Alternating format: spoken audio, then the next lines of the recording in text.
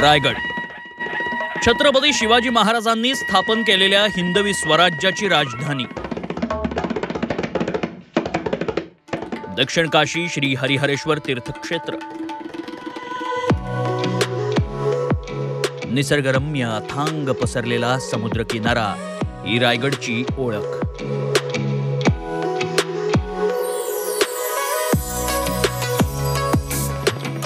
Doctor Babasaheb Ambedkar यांनी पाण्यासाठी केलेल्या संघर्षाची साक्ष देणारं चवदार तळ महाडमध्ये। एकेकाळी भाताचं कोठार म्हणून हा जिल्हा ओळखला जायचा। मुंबईला लागून असल्यानं मोठ्या प्रमाणात उद्योग आले। मात्र तरीही स्थानिक तरुण रोजगारासाठी मुंबईला स्थलांतरित होतोय। पर्यटन वाढलंय, मात्र म्हणाव्या तशा सुविधा उपलब्ध नाही। मच्छीमारांच्या समस्या वर्षानुवर्ष सुटलेल्या नाहीत।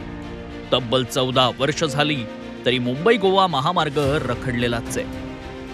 पूर्वीचा कुलाबा आणि आत्ताचा रायगड लोकसभा मतदारसंघ हा नेहमीच प्रवाहाच्या विरोधात राहिला। अगदी 1984 मध्ये इंदिरा गांधींच्या हत्येनंतर देशात काँग्रेसची लाट असताना इथून शेकापचे दिबा पाटील विजयी झाले। मोदी लाटेचा प्रभावही इथं दिसून आला नाही।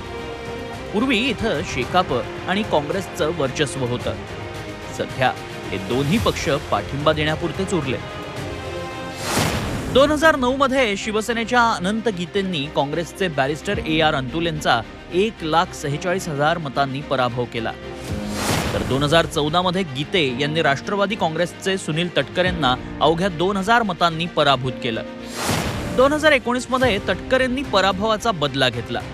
मोदी लाटेतही त्यांनी गीतेंना 31,000 मतांनी धूळ चारली। विधानसभेचा विचार केला तर शिवसेना शिंदे गटाचे 3, ठाकरे गटाचा 1, भाजपचा 1, राष्ट्रवादीचा 1 आमदार आहे। शिवसेना ठाकरे गटानं माजी केंद्रीय मंत्री आणि माजी खासदार अनंत गीतेंना पुन्हा मैदानात उतरवलंय। तर राष्ट्रवादी अजित पवार गटानं खासदार सुनील तटकरे यांना पुन्हा एकदा उमेदवारी दिली आहे। भाजपनं सुरुवातीला मतदारसंघ मिळवण्यासाठी जंग पछाडलं। तटकरेंच्या विरोधात दंड थोपटणाऱ्या भाजपनं आता त्यांच्या बाजूने प्रचार सुरू केलाय।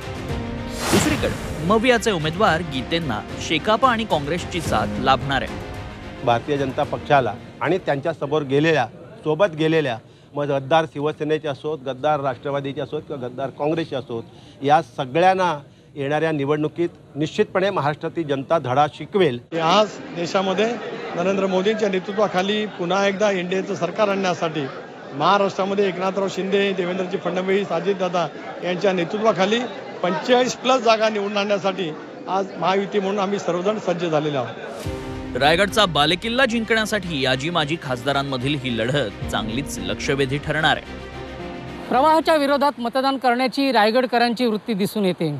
हा मतदारसंघ कधीही लाटेवर स्वार झाला नाही।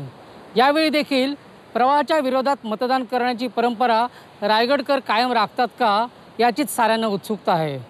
प्रफुल्ल पवार, G24 तास, रायगड।